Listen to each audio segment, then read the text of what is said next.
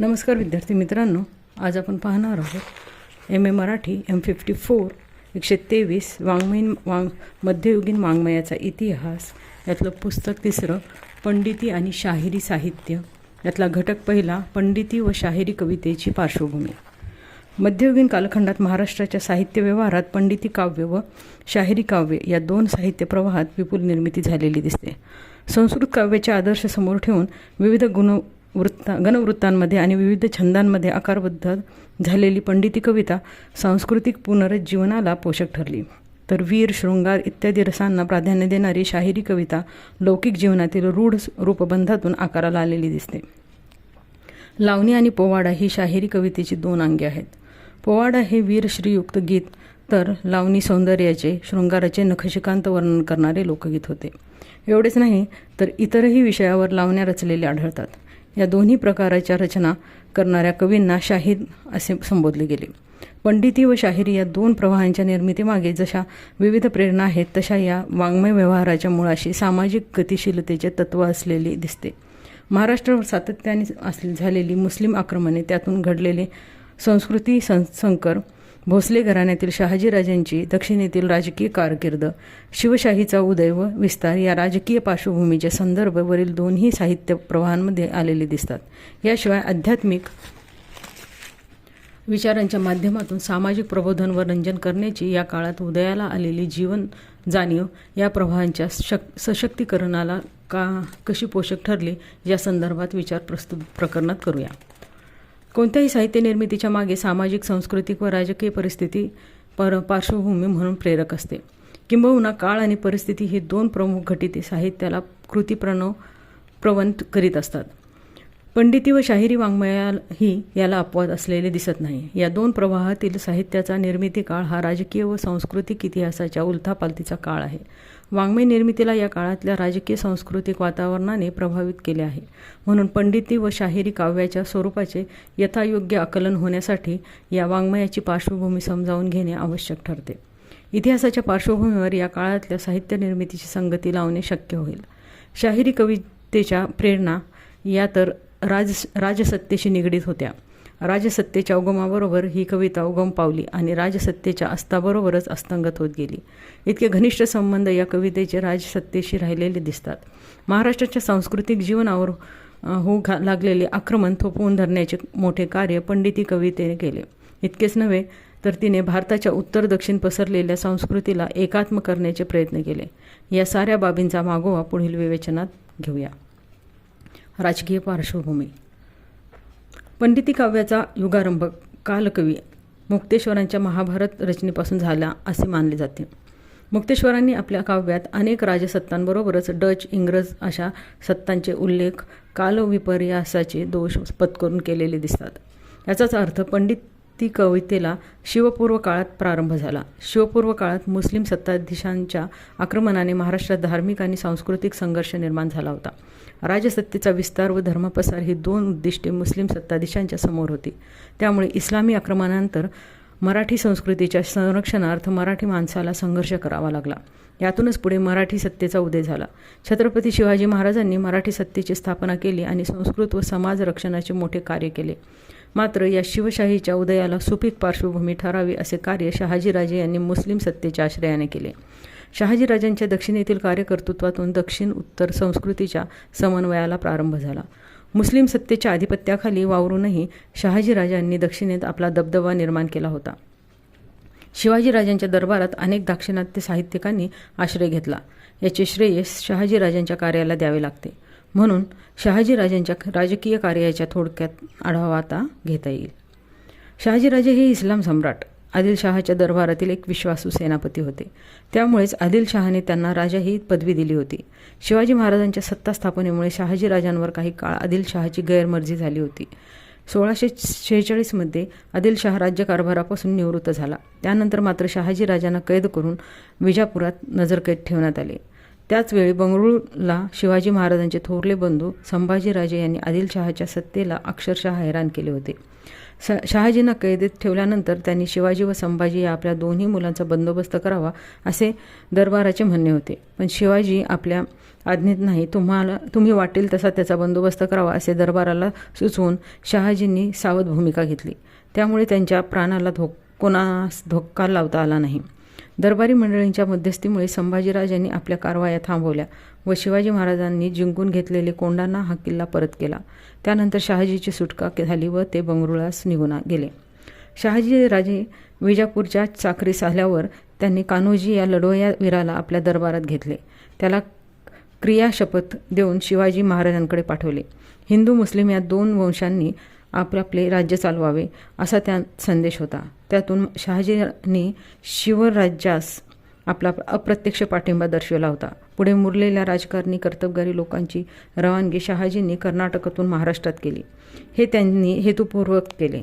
इसवी सन 1649 शहाजींची सुटका झाल्यावर ते दरबारापासून काहीसे दूर राहू लागले.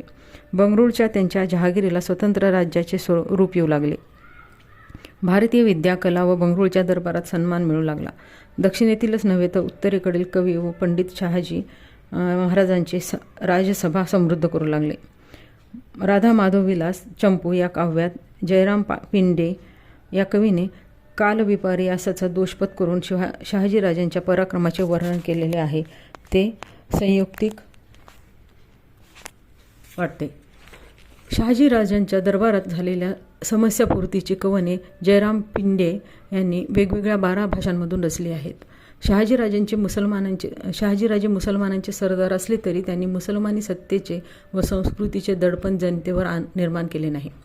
त्यामुळे शूर, पराक्रमी, गुणी, हरहुन्नरी कवी, कलावंत अशांचा अमाप लोकसंग्रह त्यांना करता आला. शहाजीराजांनी अशा पराक्रमी व प्रतिभावंत केवळ आपल्या दरबारातच ठेवून घेतले नाही तर त्यांची रवानगी त्यांनी महाराष्ट्रात केली.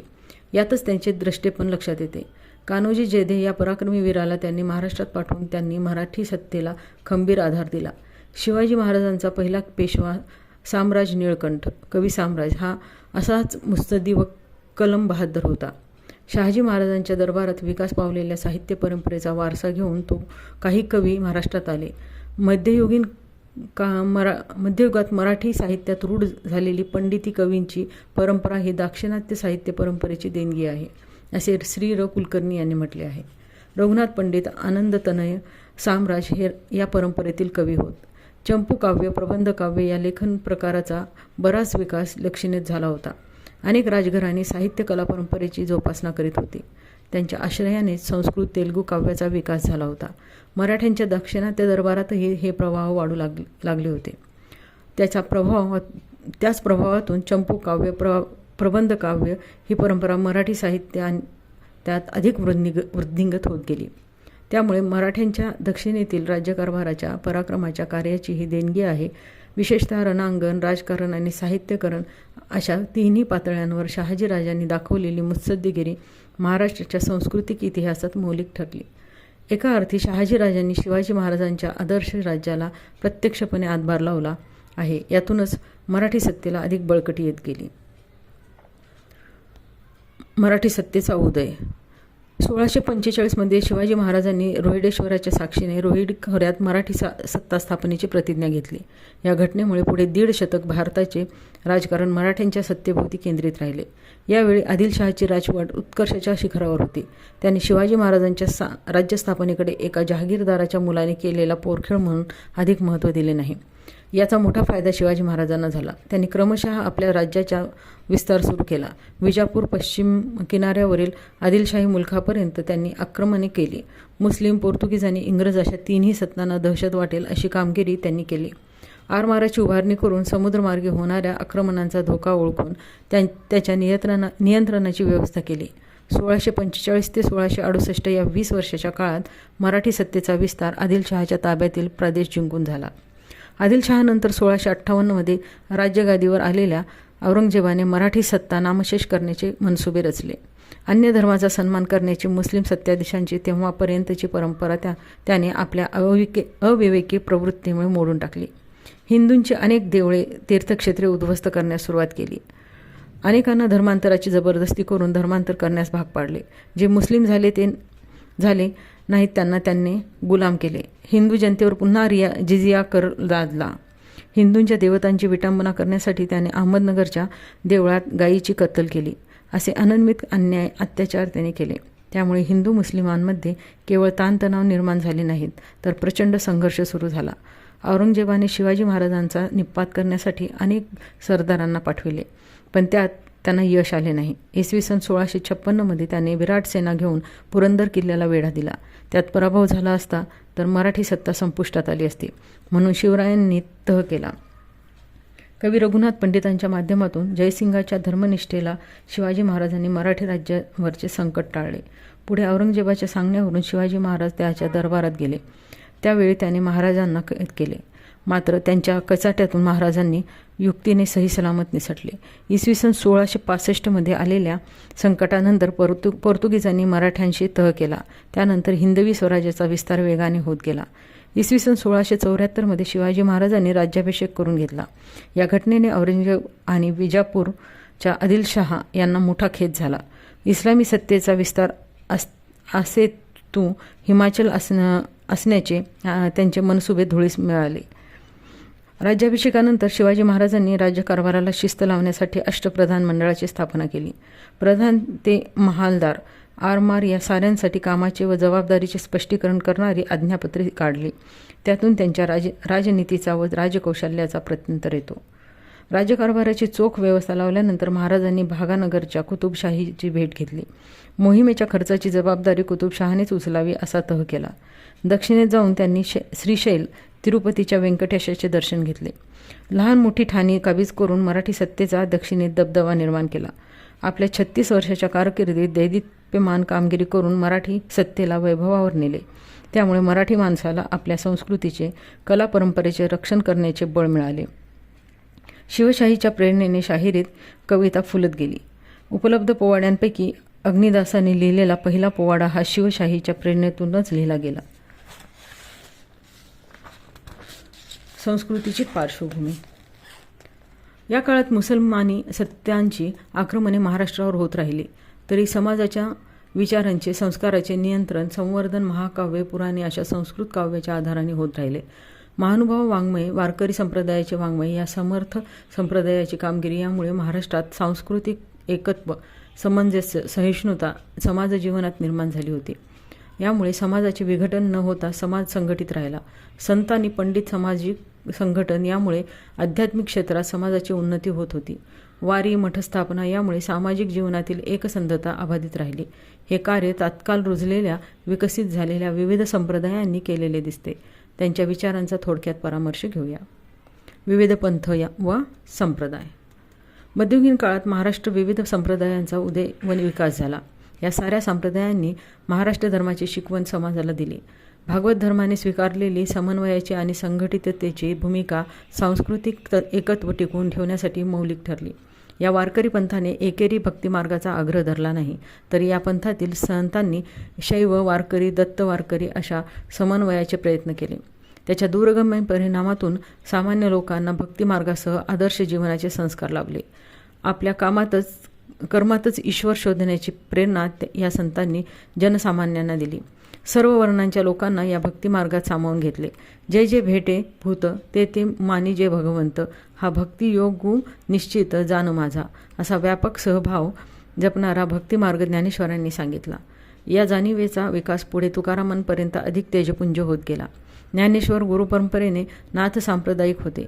या संप्रदायाची शिकवणही समाजातील अज्ञान दूर होण्यासाठी उपयुक्त ठरली. ज्ञानदेवांच्या आधी गोरक्षनाथांनी वेगवेगळ्या मार्गातील दांभिकपणा, वामवृत्ती, व्यक्तिनिष्ठ साधनांवर भर आणि सामाजिक नीतिमत्तेकडे होणारे दुर्लक्ष या दोषांचे निर्मूलन करून योग्यांनी केवळ आत्मानंदातच मग्न न राहता आत्मोन्नतीनंतर विश्वाच्या उद्धाराचा मार्ग चोखाळावा असे प्रतिपादन केले. त्यापुढे जाऊन ज्ञानेश्वरांनी बांधली सोडीत व बुडाली काढीत योग्याने संचार करावा अशी शिकवण साधुसंतांना दिली. संत एकनाथांनी ज्ञानेश्वरांचा वारसा चालवीत दत्त आणि वारकरी संप्रदायाचा समन्वय घडवून आणला. एकनाथांचे गुरु जनार्दन स्वामी हे सुफी संत बोधले यांचे शिष्य असे रा.चि. ढेरे यांनी म्हटले आहे. म्हणजेच गुरु परंपरेने एकनाथ हे सुफी पंथांशी जोडले गेले होते, तरी त्यांनी वैष्णव पंथाचीच ध्वजपताका खांद्यावर घेतली. सुफी पंथ हा मुस्लिम संस्कृतीतून आला असला तरी तो वारकरी संप्रदायाशी संवादी राहिला. रूपक गर्भ आणि शृंगारप्रधान कथांच्या माध्यमातून त्यांनी अध्यात्म सांगितले. या काळात विकसित झालेला दुसरा पंथ म्हणजे दत्त संप्रदाय हो. सरस्वती गंगाधर यांनी या संप्रदायाला ऊर्जित अवस्था दिली. इसवी सन 1460 त्यांनी गुरुचरित्र हा ग्रंथ लिहून मराठी भाषेला अरबी फारसी भाषांच्या प्रभावातून दूर ठेवण्याचे कार्य केले. मात्र संत एकनाथांचा दत्त संप्रदाय त्रिमुखी दत्ताला दैवत मानणारा आणि सरस्वती गंगाधरांचा दत्त संप्रदाय हा एकमुखी दत्ताला दैवत मानतो. त्यामुळे हे दोन संप्रदाय भिन्न असल्याचे जाणवते. असे काही असले तरी मुस्लिम संस्कृतीपासून मराठी संस्कृतीचे रक्षण करण्याचे कार्य या संप्रदायाच्या विचारसरणीने केले. याच काळात वीरशैव पंथ आणि जैन धर्मियांना सुद्धा मराठी संस्कृतीशी एकरूपता दाखवली. लावणी हा रचना प्रकार जैनांनी अध्यात्म प्रसारासाठी योजला आहे. त्यांनी ओवीरूप काव्ये रचली, तरी अनेक पदे, पाळणी, फगगीते रचली आहेत. जिनदास, ब्रह्मगुणदास, गुणकीर्ती इत्यादी लेखकांनी तीर्थंकराची चरित्रे, पुराणे रचली आहेत. गुजराती, मराठी असा समन्वय भाषांतरातून साधण्याचे प्रयत्न या कवींनी केले दिसतात. अशा विविध पंथांच्या आचारधर्माकडे आणि विचारसरणीकडे पाहता असे दिसते की मध्ययुगीन काळात महाराष्ट्रात उदयाला आलेले हे पंथ समन्वयाच्या भूमिकेतून येथे रुजले. त्यांचा एकमेकांशी संघर्ष झाला नाही. यातून महाराष्ट्रात आध्यात्मिक वैचारिक वातावरण निर्माण झाले. वारकरी पंथाने अन्य पंथांना आपल्या प्रवाहात सामावून घेतले. पंढरपुरात विटेवर हरिहरेराचे ऐक्य मानले. त्यामुळे त्यासंबंधीचे सारे पंथ वारकरी संप्रदायाशी सौहार्दाचे संबंध ठेवून राहिले. ही बाब महाराष्ट्राच्या सामाजिक व सांस्कृतिक जीवनाच्या एकरूपतेसाठी कारणीभूत ठरली. शिवाजी महाराजांच्या राज्यस्थापनेनंतर ही संघटितता राजकीय क्षेत्रातही दिसून आली. शिवाजी महाराजांनी पंडित, कलावंत, कवी यांना आपल्या राज्यात दरबारात सन्मानाची वागणूक दिली होती. त्यांच्या परिणामातून समाजात कला क्षेत्रावर दूरगामी परिणाम झाले. कला व संस्कृतीच्या संरक्षणाचे व संवर्धनाचे महान कार्य शिवाजी महाराजांच्या कार्यकिर्दीत दिसून आल्याचे दिसते. महाराष्ट्रीय समाजावर जनमानसावर पुराण वाङ्मयाचा दाट प्रभाव होता. हे साहित्य सर्व वर्णांसाठी खुले होते. धर्म आणि संस्कृती यांना सामान्य माणसांच्या मनात प्रस्थापित करण्याचे महत्त्वाचे कार्य पुराणिकांनी केले. भारतीय संस्कृतीला सर्व प्रकारच्या कठीण काळात आधार देण्याचे महान कार्य रामायण, महाभारत या महाकाव्यांनी केले. मुस्लिम सत्ताधीशांनी केलेल्या धर्मांतराच्या दबावाला बळी न पडता स्वधर्मात राहण्याचे पाठबळ या महाकाव्यांनीच दिल्याचे दिसून येते. महाकाव्य आणि पुराण कथांच्या आधारे आख्यान कथनाची परंपरा आदिकालापासून रूढ होती. चतुर्मासात मंदिरात व घरात समूहाने पुराण कथन श्रवणाची परंपरा या समाजाने जपलेली दिसते. या परंपरेत श्रद्धा, भावकविता या गोष्टी प्रबळ असल्या तरी समाजाच्या वेगवेगळ्या स्तरात सांस्कृतिक भावबंध निर्माण करण्याचे श्रेय या पुराण कथन श्रवणाला द्यावे लागते. सामाजिक प्रगतीला ही पुराण श्रवणाची परंपरा उपयुक्त नसली तरी तात्कालातील धर्मांतराच्या संकटापासून समाजाला वाचविण्यासाठी ही परंपरा उपयुक्त ठरलेली दिसते. या परंपरेचा जनमानसांवरील प्रभाव समजला आणि धर्मीयांच्या प्रलोभनांपासून अलिप्त राखू शकला हे नाकारता येत नाही. यादव काळापासून रूढ झालेली असलेली पुराणकथा कथन परंपरा महाराष्ट्रात मुसलमान राजवटीतही टिकून राहिली. महाकवितेची बखर, महिकावतची बखर, सभासदाची बखर यामधून बखरकारांनी पुराणांच्या संस्काराचे संदर्भ दिलेले दिसतात. पेशवानी पुराणिकांच्या नेमणुका तर दरबारातच केल्या होत्या. पुराणे व पुराण सांगणारे पुराणिक यांनी धर्मावरील निष्ठा टिकवून ठेवण्यासाठी कामगिरी बजावली होती. या पुराणकथन करणाऱ्या पुराणिकांचे व येथील श्रोत्यांचे दासोपंतांनी केलेले वर्णन मार्मिक आहे. हे या पुस्तकात आहे, तुम्ही वाचू शकता. वामदक्षिणी भागी ग्रंथ वेष्टनी दिसती सुशोभित, मध्ये पुस्तक घवघवीत विचित्र पाने. या वर्णावरून पुराणिकाची सभा आणि पुराणिकाचे वर्तन, कथा सादरीकरणाचे कौशल्य याचा प्रत्यय येतो. हे कथाकार केवळ गद्य भाषेत कथाकथन करणारे नव्हते, तर ते कथेत संगीतयुक्तता आणून तिचे साभिनय सादरीकरण करणारे होते. त्यांच्या गायन, कथन व अभिनय यामुळे सादरीकरणात आकर्षकता येऊन लोकरंजन होत असे. यामुळेच ही परंपरा सामान्य जनांना कालपर्वापर्यंत प्रभावित करणारी ठरली होती. एकनाथोत्तर काळात हरिदासांची परंपरा उद्भवली, तीही महत्त्वाची ठरली. पुराणिक व हरदासांच्या परंपरेने मोठी मराठी पंडिती साहित्य प्रवाहाला जन्म दिला. पुराण कथांबरोबरच महाभारत, रामायण, संस्कृत नाटक यांनाही महत्त्व आले. मराठी काव्याच्या माध्यमातून कथात्मक साहित्याचा विस्तार झाला. मुक्तेश्वरांनी रचलेली महाभारताची 5 पर्वे, श्रीधरांचे पांडव प्रताप, हरिविजय इत्यादी ग्रंथ, वामन साम्राज्य इत्यादी कवींच्या रचना महाभारताच्या मराठी संस्काराची परंपरा निर्माण करणाऱ्या ठरल्या. श्रीधरांनी पुराण परंपरेचे अनुकरण करून सोप्या व सुलभ भाषेत, सोज्वळ भाषेत हरिकथा आळविल्या. त्यामुळे श्रीधरांची कविता जनमानसांवर दीर्घकाळ प्रभाव टाकून राहिली. पंडित कवी परंपरेत विविध वृत्तात्मक आख्यान कविता ही पुराण परंपरेचा परिपाक होता. हरिदासांच्या कीर्तनाला परंपरेला, पुराणिकांच्या परंपरेला उपयुक्त होईल अशी कथारचना, गीतरचना पंडित कवींनी केलेली दिसते. ही कविता विविध रागांमधून लयछंदांच्या प्रयोगातून साकार केली. पदे, कटाव, श्लोक, साकी, दिंडी, अष्टकी इत्यादींच्या आधारे कथा सांगितली जात असे. त्यामुळे ही कविता सामान्यांचे रंजन करीत होती व त्यांच्यावर संस्कारही करीत होती. त्यामुळे वाङ्मयीन गुणांच्या कसोटीवर हे पंडिती काव्य सरस वासकच ठरत नसले तरी आदिकाळापासून सुरू असलेली श्रवण परंपरा विकसित करण्याचे कार्य या कवितेने निश्चितच केले असे म्हणावे लागेल. या काळात लेखकांच्या मानसिकतेवर, जाणीवांवर संस्कृत विद्येचा प्रभाव मोठ्या प्रमाणात होता. त्यामुळे साऱ्याच कवींनी संस्कृत भाषेतील मूळ ग्रंथावर मराठी टीका व भाष्यग्रंथ लिहिलेले दिसतात. यात केवळ अध्यात्मपर ग्रंथरचना झाली असे नव्हे, तर वैदिक, ज्योतिष, व्याकरण, अलंकारशास्त्र इत्यादी विषयांच्या ग्रंथांची निर्मिती झालेली दिसते. वामन पंडितांची यथार्थ दीपिका, समश्लोकी, निगमसार इत्यादी रचना, विठ्ठल बीडकर यांनी रचलेले रसमंजिरी अशा अनेक प्रकारच्या रचना कविता भाष्यरूपाने साकार झाल्या. संस्कृत भाषेचे महत्त्व व शास्त्रग्रंथाचा प्रभाव या पडझडीच्या काळातही लोपला नव्हता. सामाजिक जीवनावर या भाषेचा प्रभाव होता. मुसलमानी राजवटीच्या काळात संस्कृत ग्रंथ, धर्मशास्त्र, पुराण, वाङ्मय या आधारे संस्कृतीचे जतन झाले. अन्य धर्मीयांच्या आक्रमणांपासून समाजाला वाचविण्याचे कार्य या परंपरेने केले. म्हणून पुराण परंपरा आणि संस्कृत विद्या या काळाला तारक ठरल्या. सामाजिक पार्श्वभूमी. मध्ययुगीन काळातील पंडित व शाहिरी कवीच्या निमित्त काळातील सामाजिक स्थिती विदारक होती. लोकांना सतत दुष्काळासारख्या नैसर्गिक आपत्तींना सामना करावा लागत होता. 12 वर्ष दुर्गादेवीचा कजाग दुष्काळ पडला होता. यात अनेक लोकांना अन्नपाण्याविना मरण पत्करावे लागले. दुसरे मोठे संकट सांस्कृतिक. मुस्लिम राज्यकर्त्यांनी मराठी जनतेवर जिझिया कर लादला होता. त्याची वसुली अत्यंत जुलमी पद्धतीने केली जात असे. असा कर भरू न शकणाऱ्या लोकांवर अनन्वित अत्याचार केले जात होते. साधुसंतांनाही या डोईपट्टीतून मुक्तता नव्हती. महानुभावांनी या करातून मुक्त होण्यासाठी याच काळापासून काळी वस्त्रे परिधान करायला सुरुवात केल्यामुळे तो पंथ हळूहळू ह्रास पावत गेला. शिवराज्यापूर्वीचा महाराष्ट्र असा अस्मानी सुलतानी संकटात सापडला होता. शिवाजी महाराजांनी केलेल्या राज्यस्थापना ही क्रांतिकारी घटना होती. शिवाजी महाराजांनी युगप्रवर्तकाचे कार्य केल्यामुळे मराठी जनतेला स्वअस्मितेची, स्वधर्माची जाणीव झाली. महाराजांच्या विचारांचा व कार्याचा ठसा जनमानसांवर केला गेला. शिवाजी महाराजांनी आपल्या दरबारात समाजातील सर्व स्तरातील लोकांना स्थान दिले. इतकेच काय तर त्यांच्या दरबारात मुस्लिम सरदारही चाकरी करीत होते. इतकी सहिष्णुता त्यांनी जपली होती. त्यात जात आणि धर्म यावरून त्यांनी कोणालाही दुय्यमत्व दिले नाही.